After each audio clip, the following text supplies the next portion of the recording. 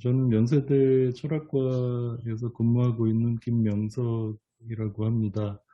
오늘 이제 뭐 여러 가지 선생님들 모시고 이렇게 어려운 발표를 하게 돼서 좀 많이 긴장이 되는데요. 좀 부족한 발표이지만 이제 발표 드리고 또 많이 가르침을 이제 받는 자리로 삼으려고 합니다. 뜻깊은 자리에 초대해 주셔서 감사드립니다. 바로 발표를 시작하도록 하겠습니다. 어, 예, 그, 이제, 그, 예, 제 발표의 제목은 유교 윤리와 보편 윤리의 가능성 이렇게 이제 제목을 받았고요. 그리고 이제 주로 논어의 충서 개념과 서양의 황금률 개념을 비교하는 것으로 이렇게 주로 주요 내용이 구성이 될 것 같습니다. 여러 선생님들께서도 잘 아시다시피 논어 2인편에서 공자는 제자인 증자에게 자신의 도가 하나로 꿰어져 있다고 말합니다. 이에 증자는 곧바로 그렇습니다라고 대답하고 공자가 방을 나간 후 공자의 말뜻을 이해하지 못한 문인들에게 공자의 제자 증자는 선생님의 도는 충서일 뿐이라고 설명합니다. 또 한편 논어 위령공 편에서 공자는 또 다른 제자 자공에게 자신은 많이 배워 기억하는 자가 아니라 일관지 즉 하나로 꿰는 자라고 말합니다.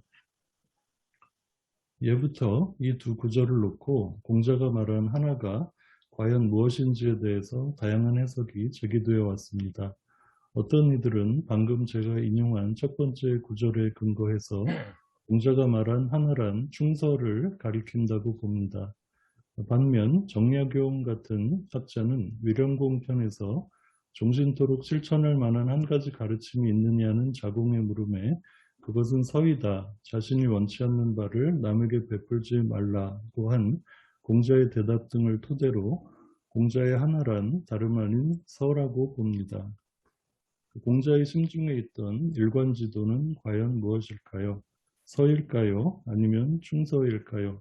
또 충과 서란 각각 무엇이고 또 이 두 개념은 이론적으로 어떤 관계를 맺고 있는 것일까요? 한편 일관지라고 하는 표현에서 관자가 무엇을 의미하는지도 문제입니다. 중국 남북조 시대의 주석가 황가는 관을 통솔의 의미로 보고 일관지를 하나의 도리로 천하의 모든 이치를 꿰어 거느린다는 의미라고 해석합니다. 또 주의도 일관지를 한마음으로 만사에 응하는 것이라 보았고 엽전의 비유를 들어서 일관을 수북이 모아놓은 엽전을 한 가닥의 끈으로 꿰는 것과 같다고 보았습니다. 그리고 이를 하나의 이치로 보는 것을 형이상학적인 고담준론이라 비판한 정약용도 크게 보면 이런 사고 유형에서 벗어나지 않습니다. 그는 유학의 도가 사람과 사람 간의 관계에서 선을 행하는 것을 목표로 하며 이를 위한 가르침인 무수한 예법과 경전의 구절들은 모두 서 한자로 수령 또는 요약될 수 있다고 보았습니다. 이렇게 볼 때 논어의 일관지라는 말은 바람직한 윤리적 삶을 영위하는 데 필요한 여러 가지 덕목이나 원리들을 서 또는 충서라는 단일한 원리로 환원해서 설명할 수 있다는 뜻으로 이해될 수 있을 것입니다. 오늘 제 발표의 목표는 바로 이러한 생각을 충서와 황금률 개념을 비교하면서 비판적으로 살펴보는 것입니다. 오늘 제 발표에서는 우선 논어의 충 개념에 대한 동서양의 주요 해석들을 황금률 개념과 연관시켜 고찰한 후 논어의 충 개념은 남들과의 관계에서 그들의 행복이나 성공을 위해 진심으로 노력하는 행위나 마음의 태도를 뜻하고 서 개념은 황금률의 긍정적 형식뿐만 아니라 부정적 형식까지도 아우른다는 점을 밝히려고 합니다. 나아가 서양에서의 황금률 논쟁을 참고해서 황금률로서의 서가 어떻게 다른 원리에 의존하지 않고 황금률에 대해 제기된 철학적 문제들을 해결할 수 있는지를 보임으로써 공자의 서 또한 일정한 자족성을 지닌 도덕 원리라는 점을 인정하는 논의를 펼 것입니다. 하지만 제 발표의 종결부에서는 서의 이러한 특성에도 불구하고 공자 도덕 철학의 주요 요소들을 모두 서 또는 충서의 원리로 환원해서 설명할 수는 없으며, 따라서 서 또는 충서는 공자의 일관지도일 수는 있어도 모든 덕목과 원리들을 아우르는 진정한 일관지도가 되기에는 부족하다는 입장을 제기할 것입니다. 먼저 충 개념의 의미부터 살펴보도록 하겠습니다.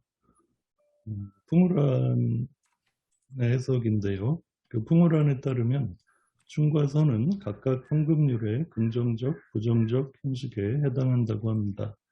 논어 옹야편에는 공자가 인에 대해 묻는 제자의 질문에 무릇 인자는 자기가 서고 싶으면 남을 먼저 세워주며 자신이 도달하고 싶으면 남을 먼저 도달하게 해준다고 말하는 구절이 보이고, 안현편에는 역시 인에 대해 묻는 또 다른 제자의 질문에 자기가 원하지 않는 것을 남에게 베풀지 말라고 한 공자의 말이 보입니다. 일부 기독교 신학자들 일부입니다. 너희는 무엇이든 남에게서 바라는 대로 남에게 해주어라. 내 이웃을 내 몸같이 사랑하라 등과 같이 예수의 따뜻한 인간애가 느껴지는 긍정적 형식의 구절들만을 황금률로 보고 공자에서 즉 자기가 원하지 않는 것을 남에게 베풀지 말라와 같은 부정적 형식의 표현들은 은백률이라고 해서 예수의 가르침보다 한 단계 낮은 것으로 여겼다고 이제 하기도 합니다. 그런데 이제 풍우라는 공자 또는 육아철학에 대한 이런 비판을 의식하면서 자기가 서고 싶으면 남을 먼저 세워주고 자신이 도달하고 싶으면 남을 먼저 도달하게 해주어라 라는 공자의 말을 황금률의 긍정적 형태로 풀이하고, 공자는 이를 충이라 불렀으며 이는 인의 실천의 긍정적 측면에 해당한다고 주장합니다. 반면 자기가 원하지 않는 것을 남에게 베풀지 말라는 공자의 원칙은 서이며 이는 인의 실천의 부정적 측면에 해당한다고 합니다. 즉 공자 또한 황금률의 긍정적 형식과 부정적 형식을 모두 말했다는 것입니다.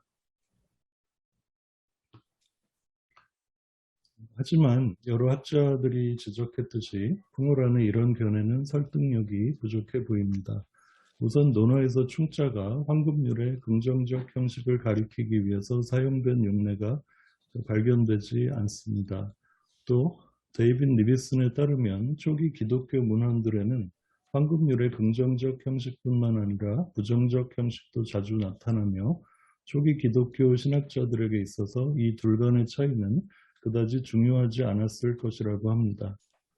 이 점을 받아들인다면 우리는 논어에서 주로 부정적 형식으로 제시된 서가 의미상 황금률의 긍정적 형식까지도 포괄할 수 있는 개념이라고 볼 수 있을 것입니다. 그렇다면 논어에서 충은 과연 어떤 의미일까요? 리비슨에 따르면 충의 통상적 의미는 충성이며 그 적용 대상은 보통 행위자의 상급자나 동급자에 국한된다고 합니다. 하지만 동시에 충은 이들에 대한 맹목적 충성은 아니고 오히려 도에 대한 충성 또는 특정한 사회적 역할 속에 있는 행위자에게 공적 도덕이 요구하는 바를 충실히 따르려는 태도를 가리킨다고 합니다. 또 니비스는 충이 황금률에 함축된 역할 바꾸기를 통해 행위자로 하여금 자신의 상급자 또는 동급자에 대한 의무를 파악하고 실천할 수 있게 해준다고 봅니다. 즉 행위자는 자신을 상급자나 동급자의 위치에 놓고 생각해 볼 때 자신이 그 사람이라면 특정한 상황에서 남들이 자신에 대한 사회적 의무를 충실히 이행하기를 바랄 것이기 때문에 행위자 자신도 자신을 엄격히 독려하면서 자신에게 부과된 사회적 의무를 성실히 수행해야 한다고 생각하게 되는데, 바로 이러한 사고실험과 의무에 대한 헌신의 태도가 충이라는 것입니다. 네비슨의 이런 주장은 세 가지 논점을 담고 있습니다. 조금 전에 이제 6번에서 1, 2, 3으로 이렇게 제가 정리한 논점을 말하는데요. 우선 그의 세 번째 논점과 관련해서는 그 풍어란의 경우에서와 마찬가지로 논어에서 충이 황금률과 연관된 일종의 역할 바꾸기 또는 역지사지의 사고 과정을 가리키는 것으로 보이는 용례가 발견되지 않습니다. 또 개념적으로도 충개념 안에 굳이 역할 바꾸기를 포함시킬 필요가 없다고 생각되는데요. 이것은 예컨대 우리가 부모의 입장에서 무엇을 원할까를 생각해보고 효를 행한다고 해서 효 개념 자체의 역할 바꾸기 또는 역지사지의 과정을 포함시킬 필요가 없는 것과 마찬가지입니다. 한편 니비슨의 첫 번째 논점과 관련해서는 그 선진시대의 문헌인 춘추좌전에 나오는 구절들을 참고할 필요가 있습니다. 제가 두 가지 구절을 가져왔는데요. 첫 번째 구절은 이른바 도라는 것은 백성을 진심으로 위하고 신에게 진실한 것입니다. 윗사람이 백성을 이롭게 하기를 생각하는 것이 충이요. 축사가 바른 말로 신에게 구하는 것이 신입니다. 이렇게 되어 있고요. 그리고 두 번째 구절은 다음과 같습니다.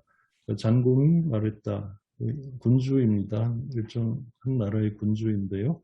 크고 작은 옥사를 일일이 다 살필 수는 없으나 반드시 사실에 근거해서 처리하겠다.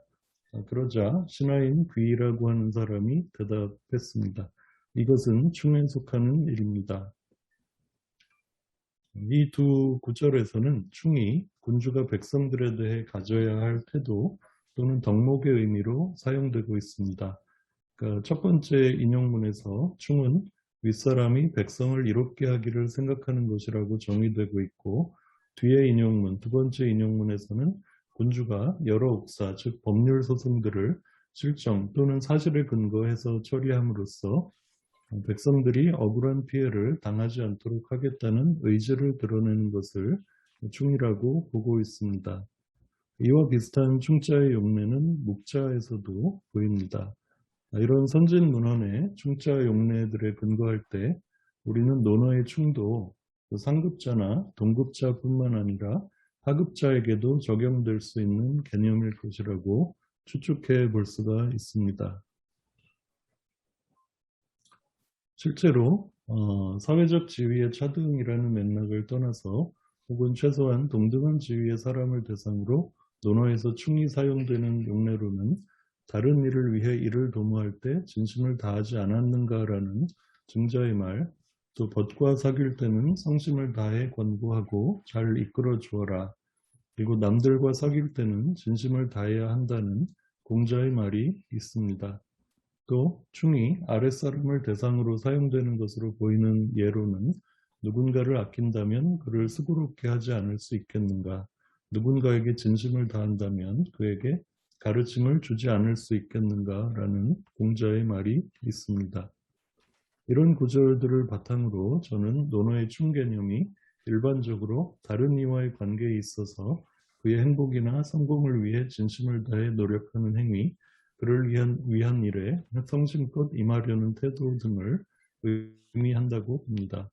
또 여기서 만약 다른 이가 군주와 같은 윗사람일 경우에는 이러한 일반적 의미를 지닌 충은 구체적으로 상급자에 대한 충성의 의미를 띠게 될 것입니다.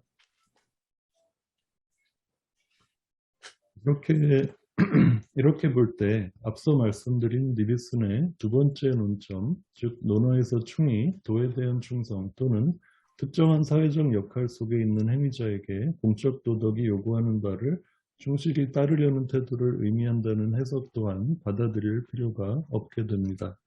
여기서 특정한 사회적 역할 속에 있는 행위자에게 공적 도덕이 요구하는 바란 사실상 예를 뜻하므로 충 개념에 대한 니비슨의 두 번째 논점은 결국 충이 도나 예에 대한 충성이라는 것입니다.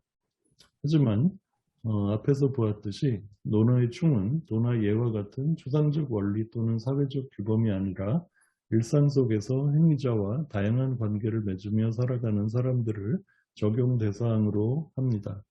즉 논어에서 충은 다른 사람들의 행복과 건강, 성공 등을 바라며 이를 위해 노력하는 행위나 태도를 가리키지 도나 예에 의해 규정된 사회적 의무에 대한 헌신의 태도와는 거리가 있다는 것입니다.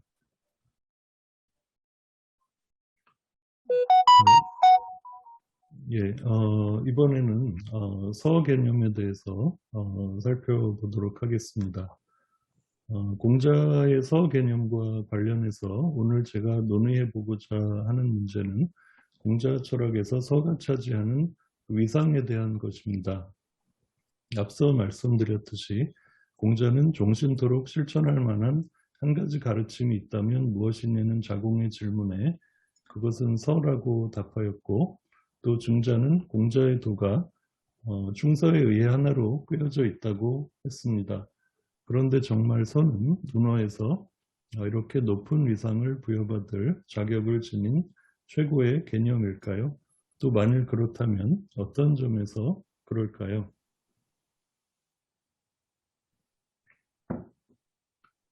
제가 이런 질문을 던지는 이유는 황금률과 관련해서 오래전부터 제기되어 온 철학적 문제들 때문입니다. 앨런 거워드는 이 문제들을 다음과 같이 두 가지로 분류합니다. 첫째는 행위자 A가 바라는 것과 상대방 B가 바라는 것이 다를 때 A의 행위는 B에게 불필요한 고통을 줄 수 있다는 것입니다. 예컨대 A가 평소에 남들과 다투기를 즐겨서 남들이 싸움을 걸어오기를 바라는데 B도 자신과 같을 것이라 여겨서 B에게 싸움을 거는 경우, 만일 B가 남들과의 다툼을 싫어하는 조용한 성격의 소유자라면 A는 황금률에 따라 행동했지만 그 결과 B에게 괜한 고통만 안겨주게 됩니다. 두 번째 문제는 행위자 A의 욕구가 사회의 정당한 규칙들에 반하는 나쁜 욕구일 경우 A의 욕구가 상대방 B의 욕구와 별로 다르지 않더라도 A는 B와 공모해서 황금률에 위배되지 않는 악행을 저지를 수 있다는 것입니다. 예컨대 범법자 A는 부패한 경찰관 B의 입장에 서서 내가 저 경찰관이라면 뇌물을 받고 싶을 것이라고 생각한 후 황금률에 따라 B에게 뇌물을 주고 B는 그 대가로 A의 죄를 눈감아 줄 수가 있습니다. 이 두 경우 모두 황금률이 옳지 못한 행위로 이어진 전형적인 사례들이라고 할 수 있는데, 그럼에도 불구하고 우리는 황금률 또는 서를 공자 철학의 제1원리로 간주할 수 있을까요? 첫 번째, 황금률 또는 서의 첫 번째 문제와 관련해서 개인들 간의 욕구나 기호의 차이는 개인성에 대한 존중과 차이에 대한 관용을 기본 원칙으로 하는 근대 개인주의 사회가 성립된 이후에 중요하게 대두된 문제로서 개인들 간의 동질성 내지 공통성을 기본 전제로 삼고 있던 전근대 사회의 공자에겐 생각지 못했던 문제이고, 따라서 이것을 공자의 서에 대한 비판으로 제기하는 것은 시대착오적이라는 주장이 있습니다. 하지만 이에 대한 반론으로 우선 지적할 수 있는 것은 인간은 의식주에 대한 욕구나 성욕처럼 정상적 인간이라면 누구나 가지는 욕구뿐만 아니라 자신이 처한 신체적, 사회적 조건에 따라 특수한 욕구를 가질 수 있고, 이것은 예나 지금이나 마찬가지라는 것입니다. 예컨대 고된 노동 후에 지쳐서 귀가한 조부를 위해서 손자가 차가운 물을 갖다 줄 때 조부의 잇몸이 안 좋다는 사실을 모르는 어린 손자는 자신의 의도와는 반대로 조부에게 고통을 안겨줄 수 있습니다. 또한 개인들 간의 욕구나 바람의 차이는 각 개인들이 생각하는 선, 즉 무엇이 좋은 것인가에 대한 의견 차이에서 기인할 때가 많다는 점도 주목해야 합니다. 서로가 생각하는 선의 내용이 다름에서 비롯되는 갈등과 불행은 공자뿐만 아니라 공자와 비슷한 시대를 살다간 장자에 의해 혼돈칠규라는 고사로 소개된 바가 있습니다.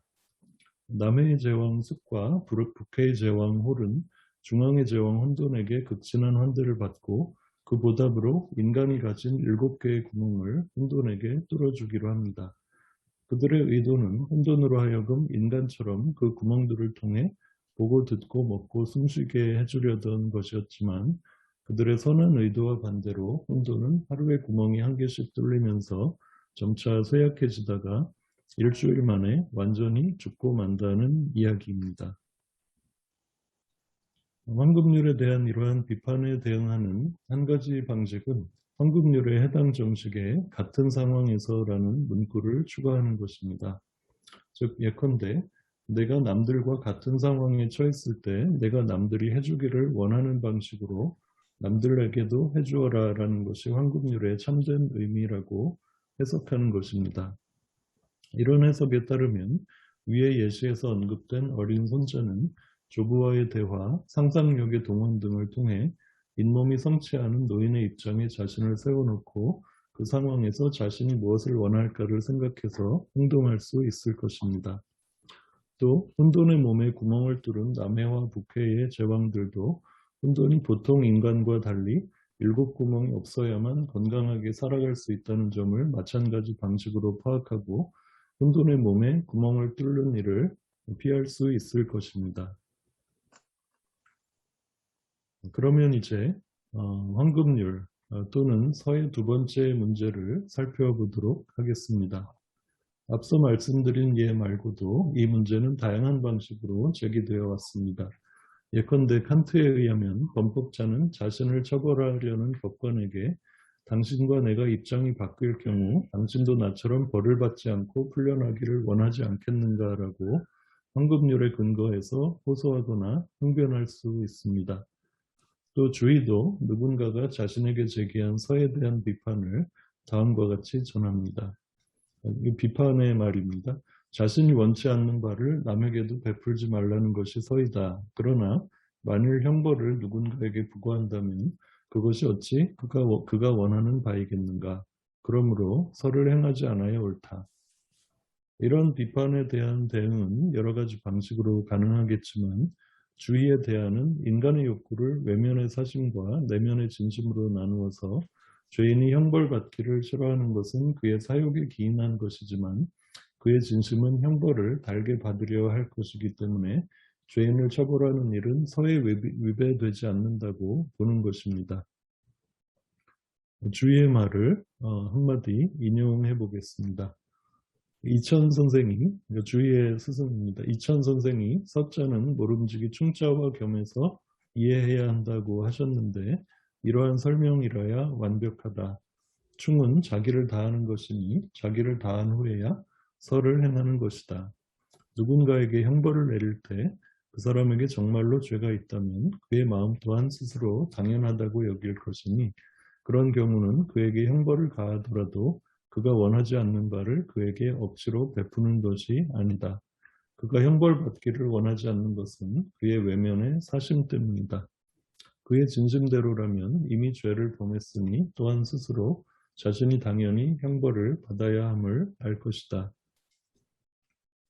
여기서 주의가 강조하는 것은 충, 즉 자기를 다하는 것입니다.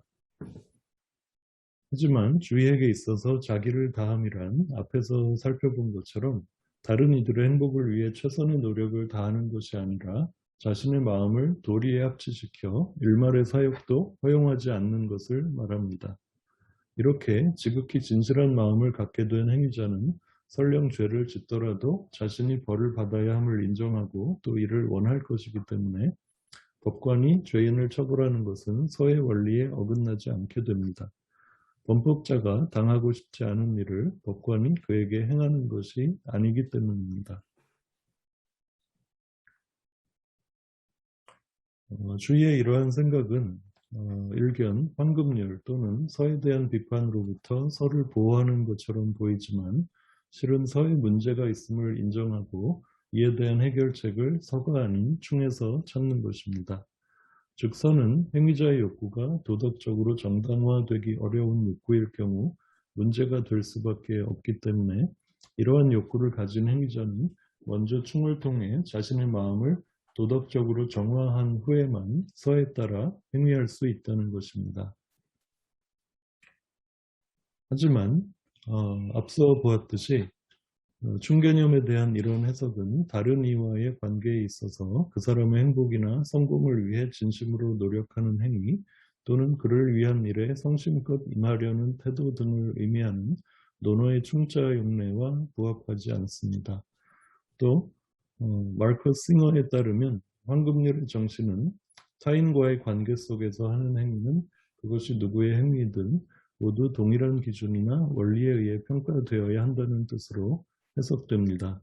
즉 내가 A에게 X라는 행위를 했을 때 내가 A에게 X라는 행위를 할 때 비슷한 상황에서 A가 내게 X라는 행동을 해도 내가 이를 불만 없이 받아들일 수 있는 그런 행위를 하려는 것이고 달리 말하면 아무도 타인과의 관계에서 자신에게 이로운 특별 대우를 요구할 자격이 없다는 정의의 원칙이 바로 황금률의 의미라는 것입니다.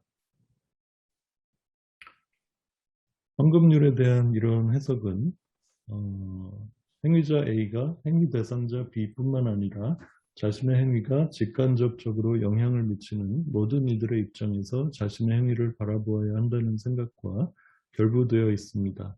예컨대 부패한 경찰관 B를 매수하려는 범법자 A는 B와의 입장 전환뿐만 아니라 자신의 범죄로 피해를 입을 다른 누군가가 똑같은 방법으로 자신에게 피해를 줄 때 이를 수용할 수 있는가도 생각해 보아야 합니다. A가 합리적 행위자라면 A는 자신의 행위가 모든 이들의 행위는 동등한 기준으로 평가받아야 한다는 황금률에 의해 정당화될 수 없음을 알고 범죄를 포기해야 하며 이는 칸트와 주의에 의해서 등장하는 죄인의 경우에도 마찬가지입니다.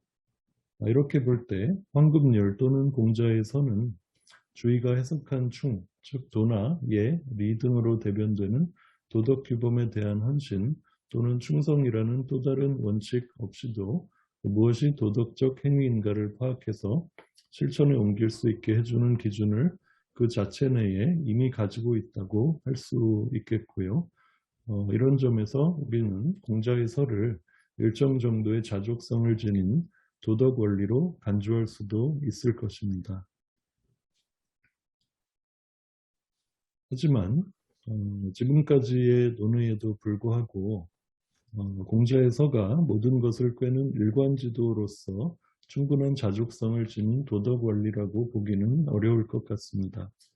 왜냐하면 황금률 또는 서의 원칙에 따라 누군가가 자신이 좋다고 믿는 것을 다른 사람에게 권할 때 그것이 사실상 선이 아니거나 또는 다른 누군가에게는 선일 수 있으되 그 사람의 특수한 상황을 고려할 때 그에겐 오히려 해가 될 수 있기 때문입니다. 예컨대 개인과 사회에 해악만을 끼치는 사이비 종교의 광신도가 다른 이에게 자신의 종교로 개종할 것을 강요할 때 자신이 상대방의 입장일 경우에도 해당 종교로의 개종을 강요받기를 원할 것이라 생각하면서 그렇게 하는 경우 또는 학자가 되고 싶은 자식에게 부모가 상인으로 성공하기를 강권하면서 자식이 훗날 철이 들면 부모를 이해하고 오히려 감사해야 할 것이라 생각하는 경우가 있겠습니다. 이 두 사례에 대해 우리는 황금률 또는 서의 원칙에 따라 다음과 같은 반론을 제기할 수 있을 것입니다. 내가 상대방의 입장이라면 믿고 싶은 종교를 자유롭게 선택할 너의 권리를 남이 유린하는 것을 용인할 수 있겠느냐? 또는 내가 자식의 입장이 되어 부모의 꿈을 대리만족시키는 수단으로만 취급된다면 행복하겠느냐? 타인의 권리를 존중하는 행위자 또는 타인의 특수성을 인정하고 타인의 고통에 공감하는 행위자라면 이러한 비판을 수용할 수 있을 것입니다. 그러나 개인의 권리도 중요하지만 그보다 더 중요한 가치의 실현을 위해 필요한 경우 그것이 누구의 권리든 이보될 수 있다. 또는 행복은 객관적인 것이며 개인의 특수성에 따라 달리 이해되거나 정의될 수 있는 것이 아니다라는 믿음에 더해 자신의 종교나 자신이 생각하는 행복이 최선의 가치를 담지하고 있다고 굳게 믿는 행위자에게 이런 비판은 무용할 것입니다. 요컨대 바람직한 윤리적 삶을 살기 위해 황금률 또는 서만으로는 부족하고 일종의 실천적 지혜 또는 지적 유연성의 덕목이 필요하다고 하겠습니다. 이제 거의 결론 부분입니다. 만일 증자가 선생님의 돈은 충서일 뿐이라고 했으니 만일 서만으로 진정한 일관지도가 되기에 부족하다면 거기에 충을 더해보면 어떨까요? 앞서 보았듯이 논어의 충은 남들과의 관계에 있어서 그들의 행복이나 성공을 위해 진심으로 노력하는 행위 또는 그들을 위한 일에 성심껏 임하려는 태도 등을 뜻합니다. 하지만 이러한 의미의 충을 서에 결합해도 사정은 나아지지 않는 것 같은데요. 왜냐하면 자신의 사이비 종교 또는 자신의 주관적 행복관이 최선이며 절대적으로 옳다고 굳게 믿는 행위자가 타인을 진심으로 위하는 마음까지 겸비하고 있다면 그런 행위자는 더욱더 자신의 그릇된 종교나 행복관을 전파하기 위해서 노력할 것이기 때문입니다. 이렇게 볼 때 서 또는 충서가 공자 철학의 핵심적 원리임에는 틀림이 없겠지만 공자의 이러한 핵심적 원리가 바람직한 윤리적 삶을 위한 모든 덕목과 원리들을 관통하는 진정한 의미의 일관지도인지에 대해서는 보다 깊은 논의가 필요해 보입니다. 발표는 여기서 마치도록 하겠습니다. 지금까지 경청해 주셔서 감사드립니다. 발표 잘 들었습니다.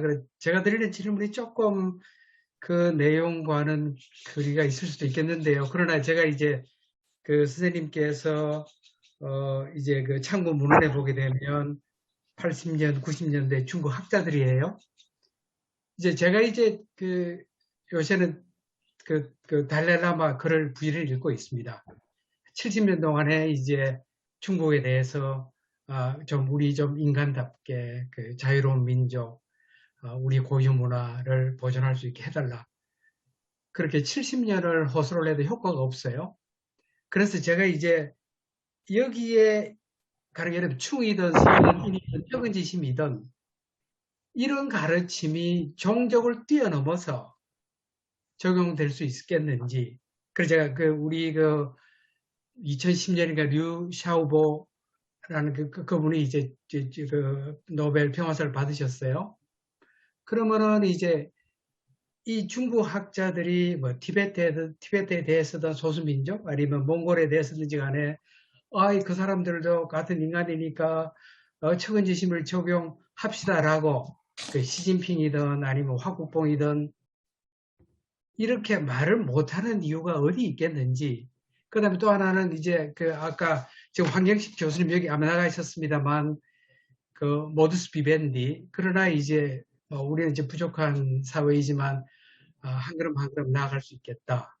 그래서 이제 사실 우리 김 교수님께서는 일본에도 계셨고 뭐 중국 사람 책도 읽고 한국에도 계시고 우리가 시간이 흘러서 소위 보편적 이런 윤리들이 종족을 민족을 초월할 길이 있습니까? 이상입니다.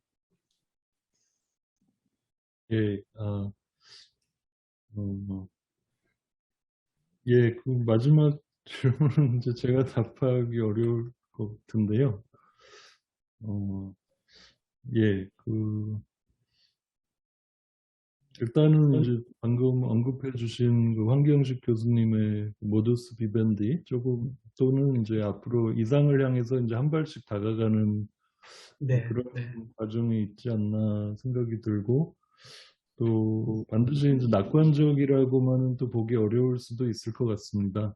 오히려 한 발씩 퇴보하거나 옆으로 횡보를 하는 것은 아닌가 그런 느낌이 들 때도 있는데 글쎄요 뭐 어떤 민족이나 이제 국가를 뛰어넘어서 혹은 민족이나 국가 간의 이런 이제 황금률 또는 이제 설을 적용할 수 있을까 하는 것은 뭐 이론적으로 이제 가능하리라 못하리라를 얘기하기는 힘들지 않을까 싶고 당연히 이제 그것은 당위로 이제 가능해야 하는 것 같은데 그 뭐 저희를 포함해서 이제 뭐 이런 그 생각에 동의하는 사람들은 뭐 시진핑이든 뭐 중국이든 또는 다른 패권적인 국가이든 누구에게든 이제 그것의 당위성과 이런 것을 이제 합리성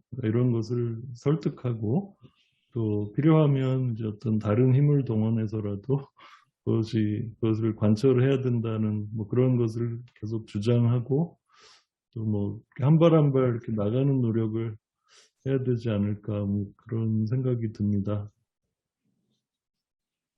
네, 감사합니다. 네. 김기범 교수님. 예, 저기 많은 선생님들이 질문하셨는데요.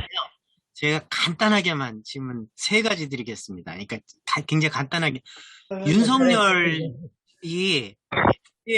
국회에서 나는 사람에 충성하지 않는다 할 때 그 충은요, 유교적 충인지 아닌지 첫 번째 질문이고요. 그 충이 도대체 뭐냐? 두 번째 질문은요, 논어에서의 충이라는 게 칸트가 말하는 사적 이성과 공적 이성을 분리한 것인지 안 한 것인지. 이게 두 번째 질문이고요. 선생님은 도덕과 윤리를 구분하시는지 안 하시는지. 예를 들면, 보편 윤리, 보편 도덕, 이게 두 개가 지금, 이렇게 어떤 면에서는 의식적으로 분리해서 쓰시는 건지, 도덕과 윤리를. 이 세 가지 질문입니다. 예, 예, 고맙습니다. 일단은 그 두 번째 질문에서 사적 이성의 의미가 어떤 걸까요?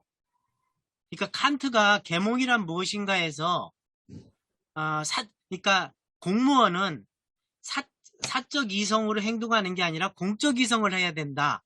그러니까 근대라는 것 자체가 공적 이성의 공적인 사용을 주장하는 거잖아요. 근데 논어에도 그게 있는 건지, 그러니까 충설할 논의를 할 때 사적인 것과 공적인 거에 대한 분리의식을 갖고 그 논의를 하는 건지, 그걸 묻는 겁니다. 위증으로 예. 이성 받아들이잖아요.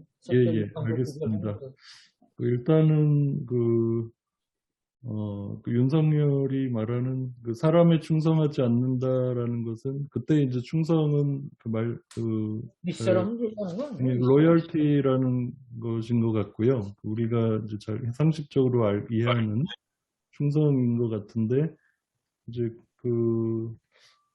이제 사람에 충성하지 않는다라고 했기 때문에 이제 그 윤석열 후보의 그 말 속에는 아까 제가 이제 그 발표 중에 언급한 그 사람 특정 개인에게 충성하지 않고 어떤 원칙이나 그 뭐 유교적 용어로 표현하면 도나 예나 이치에 대한 어떤 충성을 하는 사람이다. 뭐 이런 이제 얘기를 하고 싶었던 게 아닌가 생각이 듭니다. 그건 유교적이지 않잖아요. 선생님 발표대로 이해하면. 그러니까 아까 네. 이념이나 추상적 이념에 대한 충의 대상이 추상적 이념이 아니라 상급자로 해석하는 쪽이잖아요. 그것은 그다음에 또 아닌 유교적 것 충이 같고요. 아니잖아요. 예, 그러니까 이제 그 박정희 시대 이후로 네. 그 충효가 강조되면서 뭐 어떤 이제 가부장적인 충, 예. 뭐 효 이런 것이 강조됐는데 그것이 이제 보통 이제 사람에 대한 충성 그리고 이제 어떤 조직의 보스에 대한 충성 이런 것이 이제 유교적 충일 것이라고 이제 보통 이제 많이들 그렇게 상식적으로 세속적으로 대중적으로 그렇게 생각이 되어오고 있는 것 같은데요. 그 이제 아까 말씀드린 그 성리학적인 관점에서 보면 충이라는 것은 어떤 개인에 대한 맹목적인 충성이 아니라 어떤 도리, 이치, 어떤 공적 규범 이런 것들에 대한 충성이라는 생각이 그 유교 전통 속에 있는 것 같고요. 근데 이제 제가 오늘 발표에서 한 가지 이제 주장하고자 한 것은 그 논어에서의 충 개념은 이제 그런 충 개념이 아니라 그 다른 사람에 대한 선의, 다른 사람의 행복을 위해서 노력하고자 하는 그 진실된 마음 그런 것이 이제 논어에서의 충 개념이라고 보아야 한다. 그게 이제 제가 주장하려고 했던 포인트입니다. 네. 예, 그리고 이제 두 번째 질문에서는 당연히 이제 유교에서도 이제 어떤 이성의 공적 사용과 사적 사용을 이제 구분하고 있다고 할 수 있을 것 같고요. 그 논어에서도 이제 뭐 소인은 이익에 박지만 이제 군자는 뭐 다른 그 덕에 박다 뭐 이런 것이라든지 여러 가지 이제 이제 텍스트의 내용들을 통해서 그 공과 사를 철저하게 구분하고 그 사적 이익이 이제 어떤 그 공익을 침해하지 않는 이제 그렇지 않아야 된다라고 하는 생각은 뭐 논어나 묵자나 그 여러 이제 중국의 텍스트들에서 발견될 수가 있는 것 같습니다. 아니, 예를 들면요. 예, 연산군에 대해서 반란을 일으켰어요. 예, 그 충인가요? 충 아닌가요? 예. 그 경우에 이제 그 당연히 이제 그 연산군 개인에 대한 맹목적 충성은 아닐 테고요.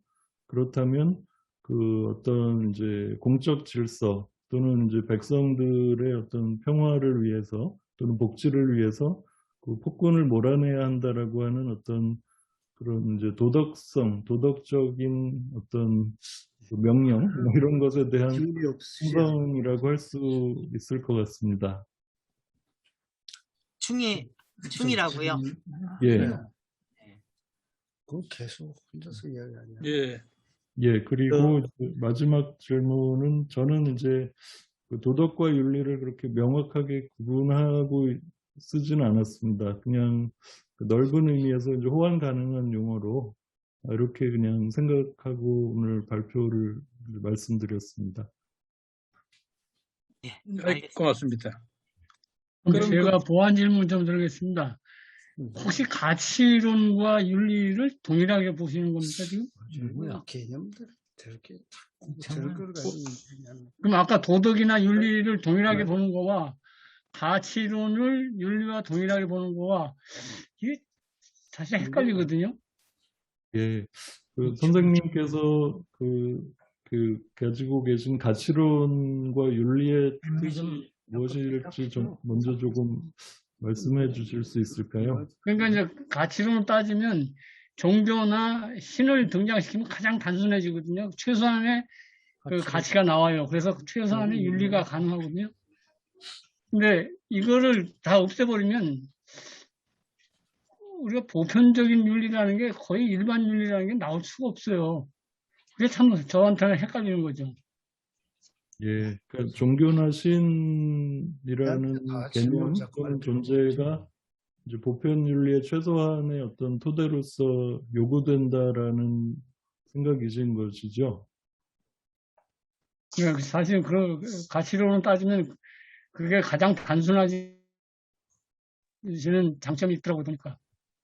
예, 뭐, 예, 거기에 대해서 뭐 여러 가지 입장이 가능할 것 같습니다. 그렇게 이제 생각하실 분들도 계실 것 같고, 근데 뭐 또 종교를 또 종교적 관점에서도 오늘 예, 그 조영훈 교수님께서 발표해 주신 내용도 어떤 신을 이야기하더라도 이제 인간에 대한 사랑이 이제 뭐라고 할까요? 또 배경이 있다고 할까요? 아니면 그런 인간 타자에 대한 겸손함, 배려 이런 것들이 그 종교 속에서 이야기되지만 오히려 더 핵심적인 가치가 아닌가 싶고요.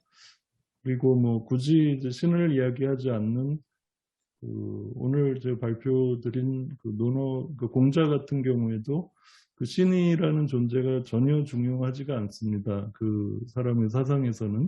하지만 이제 보편 윤리의 어떤 하나의 중요한 토대로서 그 기독교에서도 얘기되는 그 황금률을 그 기본적인 중요한 이제 요소로 삼고 있다는 점에서 논어나 무교의 경우에는 이제 신이나 절대적 존재를 상정하지 않고도 보편 윤리를 이야기할 수 있는 입장이 있지 않을까 그렇게 생각이 듭니다. 예.